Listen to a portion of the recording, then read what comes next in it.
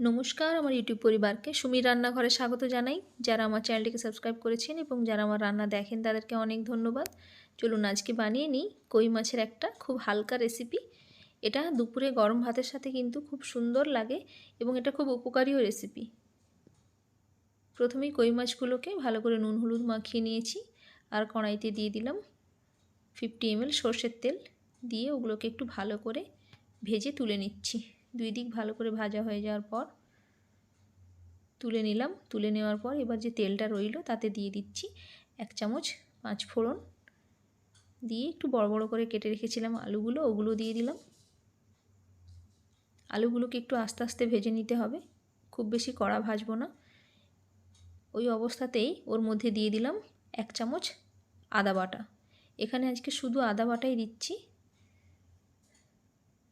আদাটা একটু ভালো করে ভেজে নেওয়ার পর এবার এর মধ্যে দিয়ে দিলাম আমি দুটো কেটে রাখা পেঁয়াজ। ওটাকেও একটু ভালো করে ওর সাথে ভেজে নেব। ভেজে নেওয়ার পর এবার দুটো টমেটো দিয়ে দিচ্ছি। টমেটোটাকে একটু ওর সাথে মিক্স করে নেব। মিক্স করে নেওয়ার পর যখন ওটাও একটু সামান্য ভাজা হয়ে আসবে তখন ওর মধ্যে দিয়ে দেবো আমি 1 চামচ বড় চামচের নুন, যাতে টমেটোটাও সফট হয়ে যায়। এবার ওগুলোকে সামান্য একটু ভেজে নেব।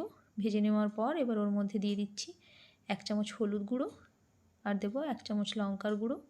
লঙ্কাটা আপনারা আপনাদের পরিমাণ মতো দেবেন। আর দিলাম 1 চামচ জিরে গুঁড়ো।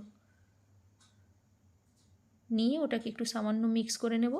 মিক্স করে নেওয়ার পর এবার ওটা যখন ভালো করে ভাজা হয়ে এলো ওর মধ্যে এবার আমি জল দিয়ে দেবো। এখানে গরম জল ইউজ করছি যাতে রান্নাটা তাড়াতাড়ি হয়ে যায়। একটু বেশি করেই জলটা দিলাম। এবার 1/2 চামচ গরম মশলা দিয়ে দিলাম।